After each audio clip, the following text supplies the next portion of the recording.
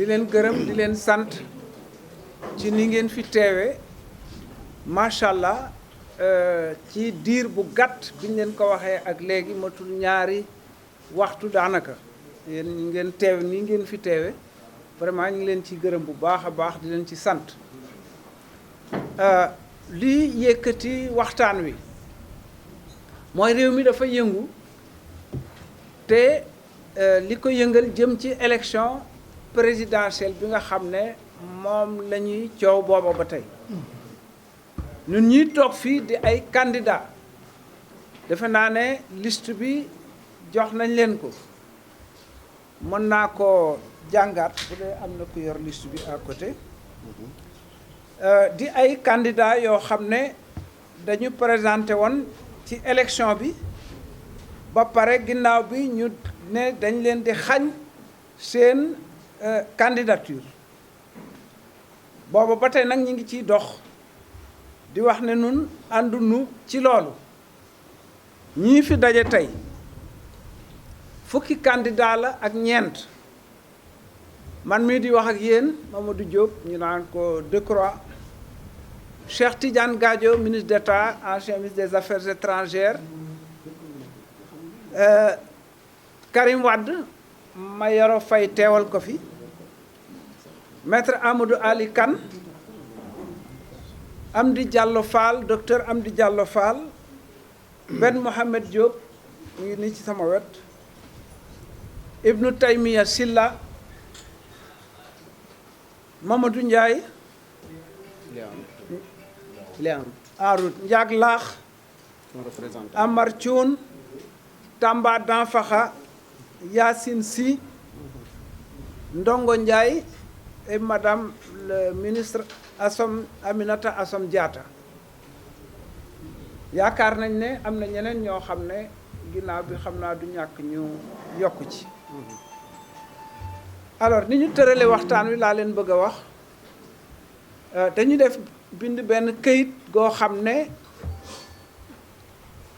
li xew tey ci réew mi dañ ci waxtaan ba am ci luñ ci jiboo li ñu ci jiboo moom la ñu bind ci këyit mu tënk ñu ñun ñëpp moom la ministre d'État Cheikh Tidiane Gadio war a jàng ci français bu ko jàngee ci français dina am ci ñun ñoo xam ne dinañ ci dellusi ci wàllu commentaire ci wolof bu ñu paree bu dee am ngeen ay laaj yu ngeen di laaj ngeen laajte ko bu ko defee ñu tontu leen ci li daal lañu ko tërale yaakaar naa kon mën na noo tàmbali ñu jox Cheikh Tidiane mu waxtaan ak yéen. Pour une élection inclusive FDPEI Dakar le 14 février 2024 pour une élection démocratique, transparente et inclusive. Appel solennel à toutes les forces vives de la nation pour sauver le Sénégal et préserver sa paix, sa stabilité, son unité et ses acquis démocratiques. Notre Front démocratique a été créé par des candidats spoliés de leurs droits civils et politiques par le Conseil constitutionnel à l'étape du parrainage citoyen et lors de la publication de la liste définitive, les écartant ainsi et injustement de la course à la présidentielle de 2024. Aujourd'hui, la crise politique s'est installée et n'épargne aucun compartiment de notre peuple, d'où notre décision de nous regrouper en un front solide et compact pour apporter notre contribution aux perspectives de sauvegarde des intérêts de notre pays et de notre peuple. Nous sommes tous concernés, leaders politiques, cadres de la société civile, personnalités indépendantes, afin qu'ensemble, nous puissions faire face aux graves défis auxquels nous sommes confrontés avec l'exacerbation de la crise électorale et politique. Cette crise est née avant tout d'une série de décisions très regrettables du Conseil constitutionnel, disqualifiant de façon irrégulière des citoyens candidats qui étaient pourtant en parfaite conformité avec les règles du parrainage citoyen et l'exigence d'une nationalité sénégalaise exclusive. La survenue d'accusations graves et très préoccupantes contre certains membres du Conseil constitutionnel a provoqué, fait sans précédent dans notre histoire politique et institutionnelle, la mise en place d'une commission d'enquête parlementaire. Aussi grave que la spoliation des droits de candidats et la mise en place d'une commission d'enquête, un autre grand scandale a éclaté 3 jours avant le lancement de la campagne pour la présidentielle. Il porte sur la révélation de la présence d'une candidate binationale et peut-être de plusieurs autres sur la liste des candidats autorisés à compétir pour les suffrages des citoyens. Pourtant, un autre candidat, lui, a été écarté justement pour binationalité, alors que la preuve qu'il avait régularisé son statut avait été présentée à tout le pays. Considérant que c'est ce même Conseil constitutionnel qui doit proclamer le président ou la présidente de la République vainqueur de l'élection du 25 février, il était devenu incontestable que notre pays entrait dans une grave crise de crédibilité et de confiance dans ses institutions. C'est dans ces circonstances qu'est intervenue la décision du président Macky Sall de stopper net le processus électoral en abrogeant son décret portant convocation du corps électoral pour l'élection du président de la République le 25 février 2024. Depuis l'annonce de cette décision, le samedi 3 février, l'histoire de notre pays semble s'être accélérée après le vote à l'Assemblée d'un report du scrutin présidentiel au 15 décembre prochain. Ce qui est frappant, c'est la dérive d'événements, c'est la série, pardon. Ce qui est aussi frappant, c'est la série d'événements qui ont suivi. Des violences meurtrières qu'on croyait bannies de notre vie politique ont été observées. Aux morts et blessés dans les manifestations ont succédé des affrontements des appels à l'affrontement et à l'insurrection. Une telle spirale ne conduit pas notre pays à bon port. S'y ajoute l'implication ostentatoire et intolérable des médias étrangers, français et du Moyen-Orient en particulier, dans les infox, la manipulation et l'exaltation de la violence au Sénégal. Certains journalistes étrangers sont allés très loin dans la désinformation pure et simple en parlant d'affrontements, je cite, entre guillemets donc, d'affrontements qui ont embrasé tout le pays. Les plus téméraires ont dépeint une apocalypse au Sénégal qui présage, entre guillemets, d'une guerre civile, fermez les guillemets, ou, entre guillemets, d'un coup d'État militaire, du jamais vu, comme s'ils étaient en mission pour contribuer à la déstabilisation de notre pays. On sait qu'il circule au Sénégal, dans ces moments de fragilité.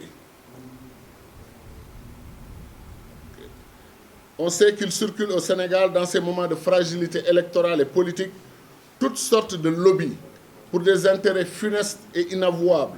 et qui utilisent à l'envi tous les supports médiatiques et les instruments de la communication digitale. En outre, on a noté des injonctions inacceptables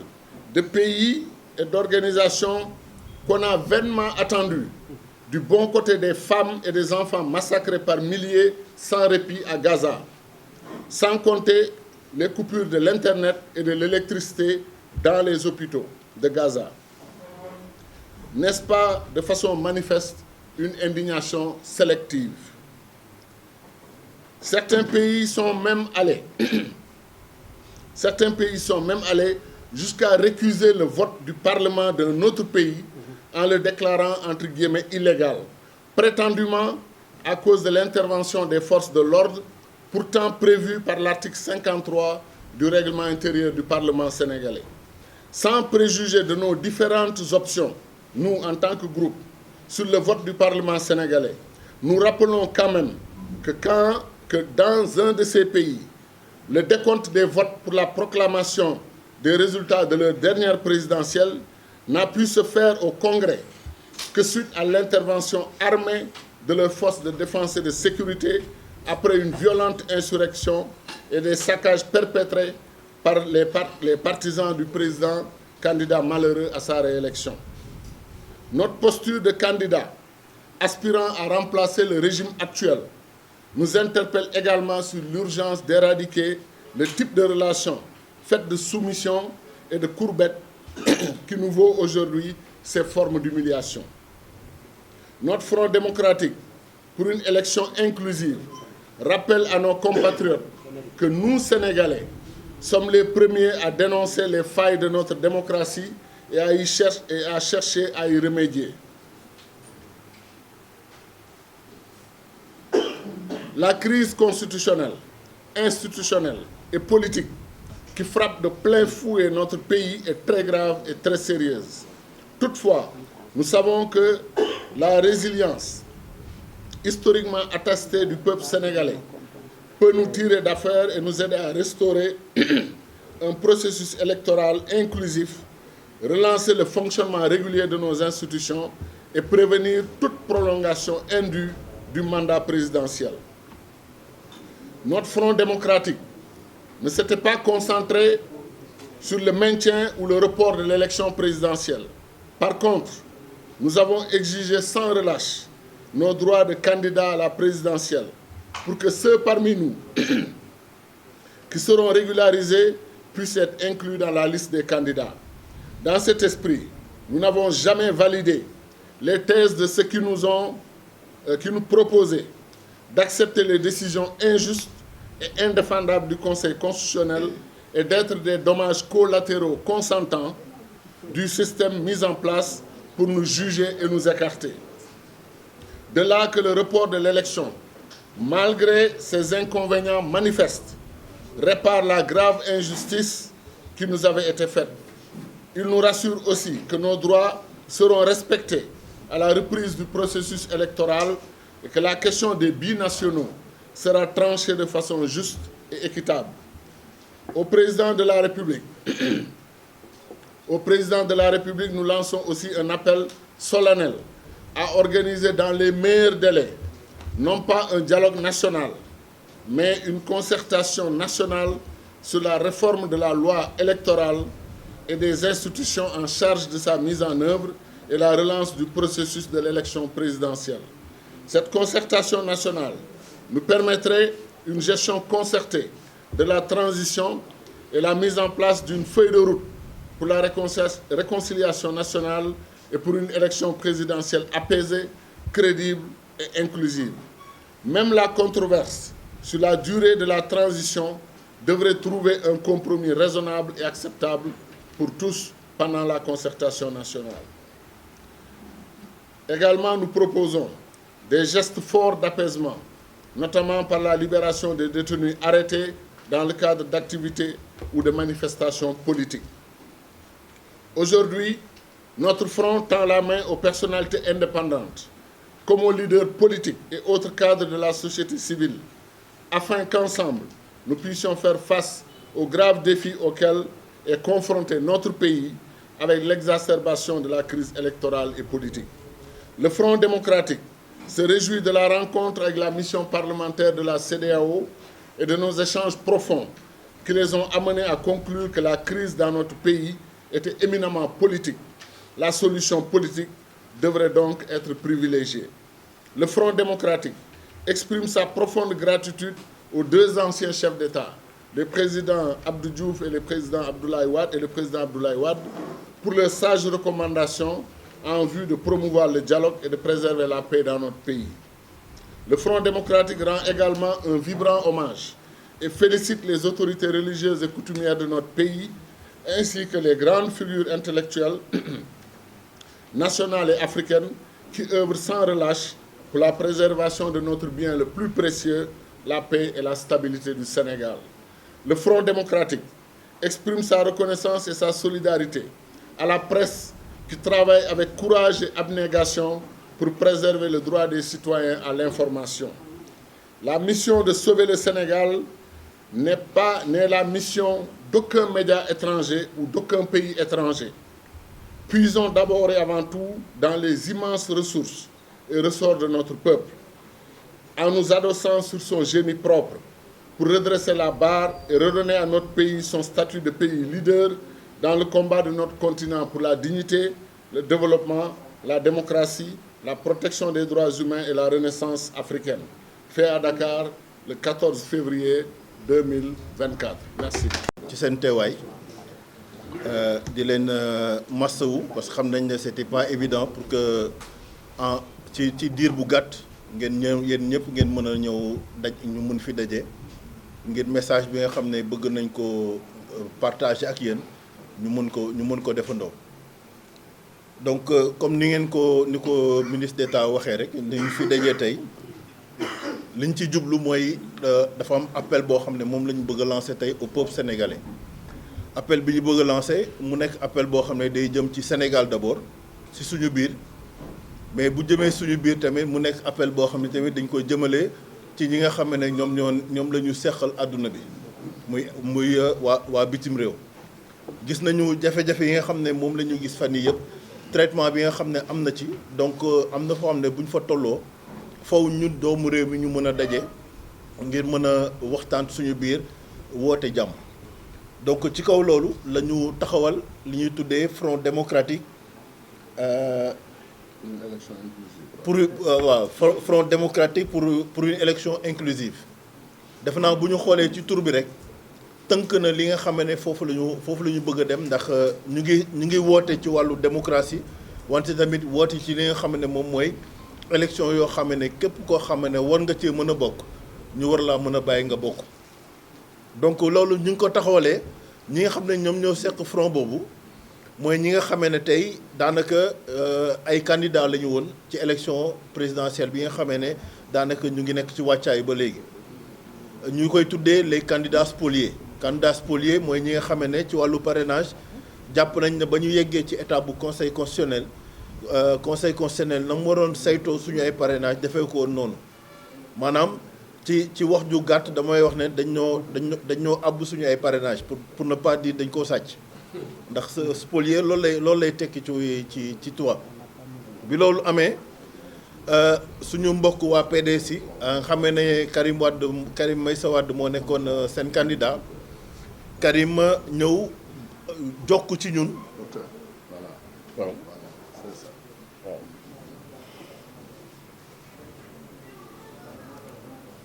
donc mu ñëw jokk si ñun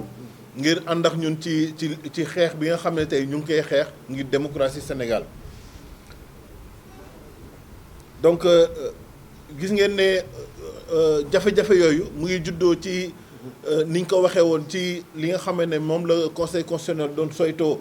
li nga xam ne moo jëm ci wàllu parrainage yi ak ni nga xamee ne tey jii jàpp nañu ni ñu bëri ci ay citoyens ba nekk nañ ñoo xam ne gisuñu leen woon ci fichier électoral bi te mu nekk loo xam ne moom moo taxoon ñu kon ne di xeex ba léegi ngir képp koo xam ne bésu vote jot na soo demee nga mën a fekk sa tur foofee. ci kaw bi ñu kaasee loolu fu nekk ñu wax ko fa wax ju nekk dégg nañ ko wante terewul l'intérêt supérieur de la nation dafa nekkoon li nga xam ne moo ñu gënaloon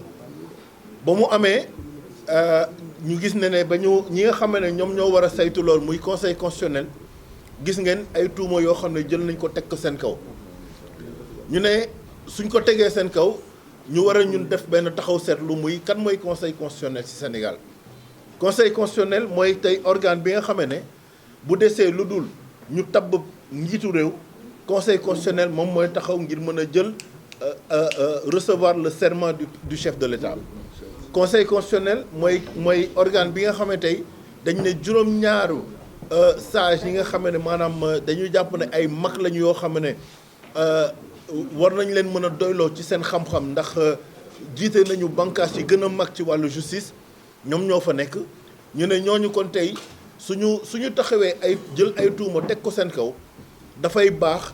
ñun sénégalais yi ñu fexe nu ñu defee ba lépp loo xam ne luy setal seen der la ñu mën koo def jëmale ko ci ñoom. ci kaw loolu ñu gis na ne bañ leen di jiiñ ne dañ leen ger te loolu Sénégal yëpp waroon ci taxaw xar seen tànk tubéy pour demander à ce que ñu leeral loolu ñu dem ba ci biir ci candidat yi nga xam ne ñoom conseil constitutionnel jotoon nañ ko tànn muy ñaar fukk ak benn yu njëkkoon tànn ñu defaat beneen segg génnee ci ki nga xam ne tey jii mooy suñu frère Karim Meïssa Wade biñ ko génnewee dañ ne ko ne dafa yore ñaari nationalité alors que constitution Sénégal moom moo bañ koo xamee ne da ngay nekk candidat am ñaari nationalité tey ñëpp mën nañoo seede ne ba muy déposer dossier bi maanaam ba ñuy jël décision bi fekkoon na jox na leen preuve yi wane ne moom yoratul woon ñaari nationalité bu ñu yemoon ci loolu rek ñu ne xëy na am na interprétation bi ñu ci def wante dañu dawal ba mu des ñetti fan balaa ñuy tàmbali élection yi mu nekk scandale boo xam ne yéen ñëpp gis ngeen ko muy beneen candidat boo xamee ne daanaka jotoon nañ ko valider ñu ne kooku am nañ ay preuve yu wane ne dafa yore ñaari nationalité kee dàq nañ ko ne dafa am ñaari nationalité moo tax validé wuñu ko mais am na koo xam ne validé nañ ko ba nee nañu amatuñu benn pexe ñu gis ne yor na ñaari nationalité ba gis ngeen ne yoon dugal na ci loxoom. yemuñu ci loolu ñu ne gannaaw moomee am na yeneen candidat yoo xam ne tey jii jàpp nañ ne ñoom it yor nañu double nationalité ba ñenn ñi sax ñu ngi naan yor nañ triple nationalité. kon mel na ne lañ doon wax ci kaw conseil constitutionnel am na xel ñaar boo xam ne am nañ ko ci ñoom ci li nga xam ne moom la ñu defee traitement yi nga xam ne moom mooy dossier candidature yi. kon loolu suñ ko boolee ak ñun ñi nga xam ne dañ jàppoon ne dañ ñoo salfaañe suñu ay parrainage dafay nekk ay tuuma yu bëri yoo xam ne daj na ci kaw conseil constitutionnel te nekk na loo xam ne waruñu toog di ko seetaan.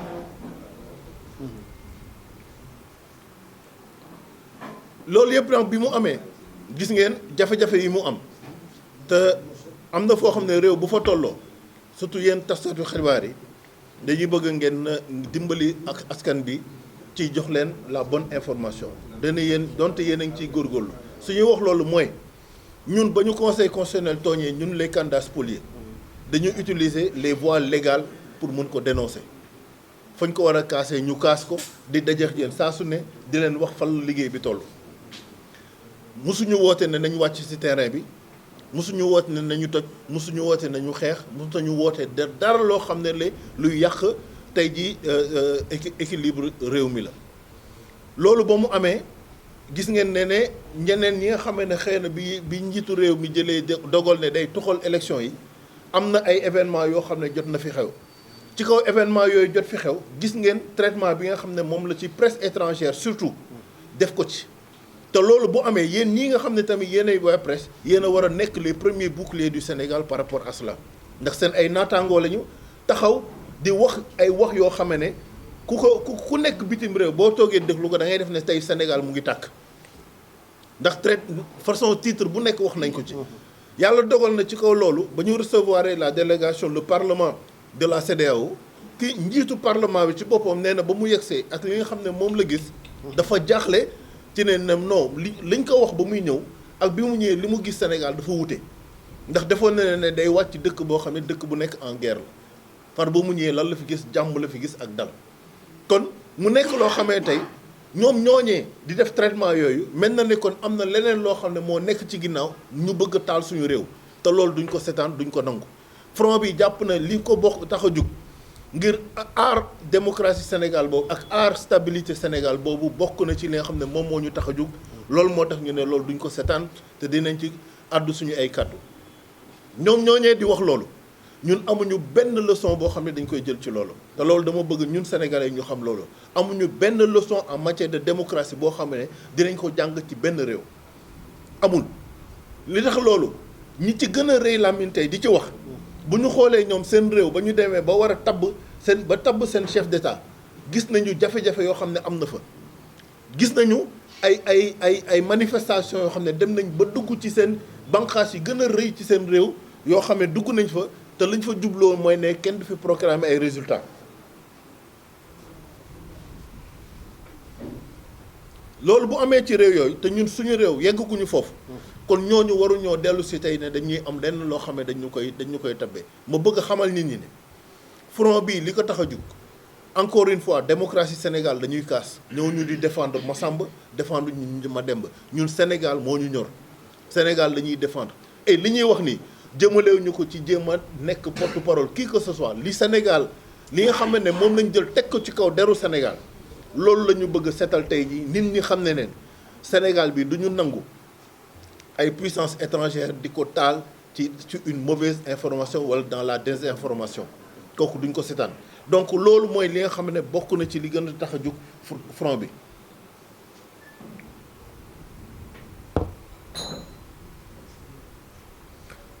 kon ci loolu ñu jàpp ne li nga xam ne moom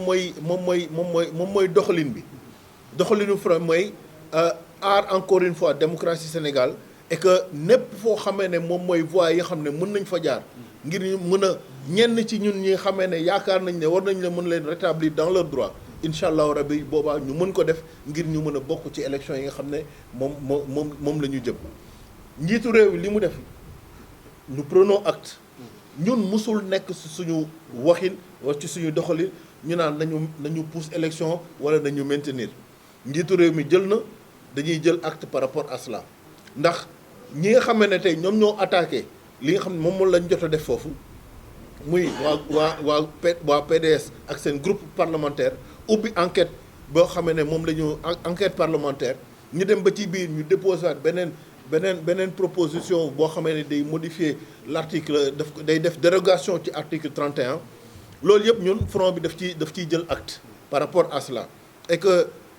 acte bi ñu ciy jël noonu looloo waral tey fu mu nekk nii lépp lu ñu mën a def pour que dëkk bi nekk ci jàmm dinañu xar suñu tànk tubéy ci wàllu boobu. ci kaw loolu nag njiitu réew mi moom la ñuy interpeller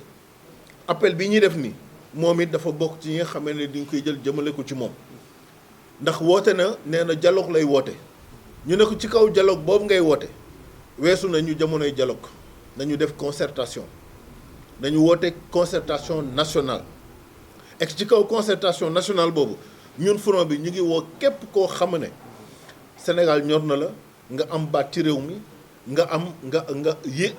am yéene ci réew mi te dëkk bi am lu mu la jaral moo xam nga nekkoon candidat moo xam nga nekk homme politique te nekkoon candidat nga xam nga nekk société civile ngoo xam nga nekk instance moo xam société waa jàngu bi wala religion bi képp koo xam ne doomu Sénégal nga ba ci patronat bi ñoom ñëpp ñu ngi leen di boole woo ci concertation nationale